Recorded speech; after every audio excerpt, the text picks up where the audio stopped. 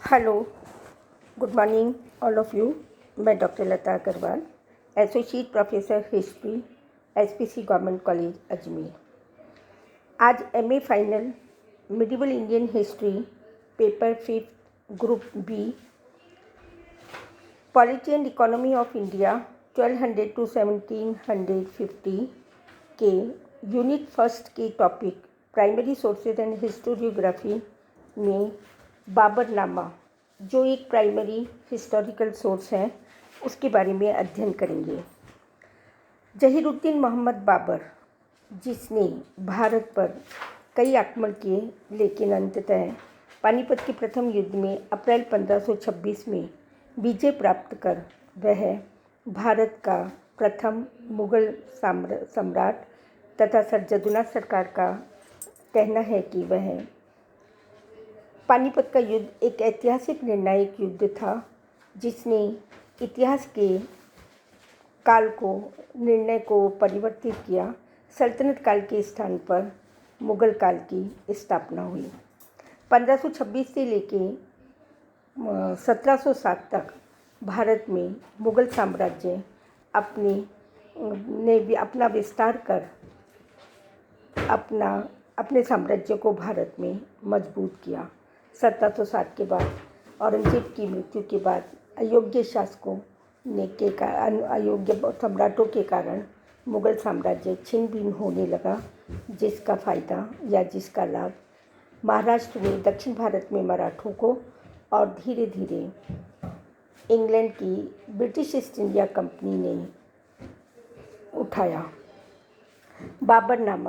बाबरनामा जो तुजुक बाबरी बाबर द्वारा लिखित उसकी एक आत्मकथा है, जो ऐतिहासिक ग्रंथों में सर्वाधिक महत्वपूर्ण ग्रंथ है। यह ग्रंथ चगताई तुर्की भाषा में लिखा गया। इसका सर्वप्रथम फारसी अनुवाद शेख चैन वफ़ाई ख्वाफी ने किया, जो बाबर का मित्र था। परंतु फारसी भाषा में सबसे सुंदर अनुवाद अकबर के आदेशानुसार अब्दुल रहीम खाना ने किया। फारसी से अंग्रेजी भाषा में इसके अनुवाद का कार्य बहुत से विद्वानों ने किया, परंतु विलियम अर्स्किन का अनुवाद और मिसेज बैबरी का अनुवाद अधिक प्रशंसनीय है। 1826 में लेइडेन व अर्स्किन ने किया। इन्होंने फारसी अनुवाद को लेकर ही इसका रूपांतर किया। दूसरा अंग्रेजी अनुवाद 1905 में मिसेज बैबरी ने किया। बेवरीज ने हैदराबाद के सालार जंग म्यूजियम की तुर्की हस्तलिखित पोथी को काम में लिया था, इसलिए यह अधिक प्रामाणिक है। फ्रेंच भाषा में इसका अनुवाद पावे दी कार्तेन ने 1871 ईस्वी में किया। इन सभी अनुवादों में अनेक प्रकार के अंतर पाए जाते हैं, जिसका मुख्य कारण है भाषा का गद्य पद्य में होना। मूल पुस्तक जो कि तुर्की भाषा में है और फारसी में जो अनुवाद हुए हैं वे प्रायः पद्य में है। ऐसी स्थिति में फारसी से जो अनुवाद किसी भी भाषा में किए जाते हैं, उनमें और मूल पुस्तक में अंतर आ जाना स्वाभाविक होता है। यह सर्वमान्य है कि घटनाओं का जितना अच्छा चित्रण गद्य में हो सकता है, पद्य में नहीं। बाबरनामा अर्थात एक बाबर की आत्मकथा, जिसमें उसने इतिहास के मूल विषय भौगोलिक, सामाजिक, धार्मिक, आर्थिक, ऐतिहासिक, न्यायिक, सैनिक व अन्य विषय से संबंधित सभी के संबंध में उसने लिखने का प्रयास किया है। 1483 में बाबर का जन्म हुआ और उसने अपनी इस आत्मकथा में 1493 से लिखना प्रारंभ किया है। इस ग्रंथ से हमें राजनीतिक ऐतिहासिक जानकारी तो उपलब्ध होती है, लेकिन साथ में ईरान, इराक, तुर्क और भारत की सांस्कृतिक जानकारी भी मिलती है। हिंदुस्तान का विवरण देते हुए बाबर लिखता है, हिंदुस्तान पहली, दूसरी और तीसरी मौसम में स्थित है। इसका कोई भी भाग चौथी मौसम में स्थित नहीं है। यह बहुत अच्छा देश है। यहाँ पर पहाड़ियाँ, नदियाँ, जंगल और मैदान, पशु और पौधे, निवासी और भाषाएं, इसकी हवाएं, बरसात, सब कुछ भिन्न है, परंतु बहुत सुंदर और आकर्षक देश है।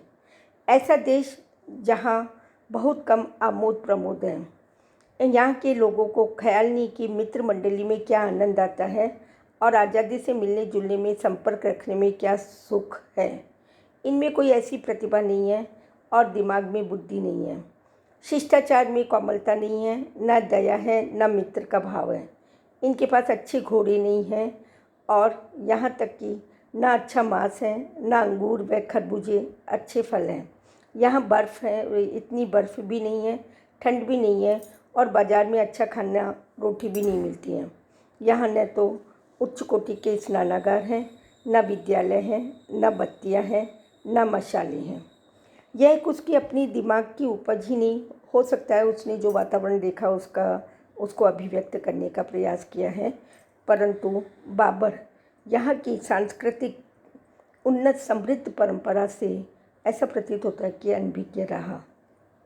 हालांकि वह तारीफ़ करता है, यह बहुत बड़ा देश है और मौसम के अनुकूल है, सोना चांदी की बाहुल्यता है, वर्षा ऋतु में यहाँ का मौसम सुहावना होता है और सबसे अच्छा यहाँ पर व्यवसाय और व्यापार करने के लिए कारीगर अच्छे उन्नत किस्म के प्राप्त हो सकते हैं। चारों ओर से समुद्र से घिरा होने के कारण यहाँ पर व्यापार वाणिज्य को समृद्धता प्राप्त हो सकती है। बाबरनामे में ऐसी ऐतिहासिक सामग्री समसामयिक रूप से हमें प्राप्त होती है।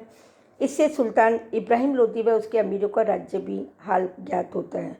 अपने समकालीन शासकों में अफ़गानों के अतिरिक्त गुजरात, दक्षिण, मालवा, बंगाल, विजयनगर, राजपूताना के राज्यों की भी चर्चा करता है।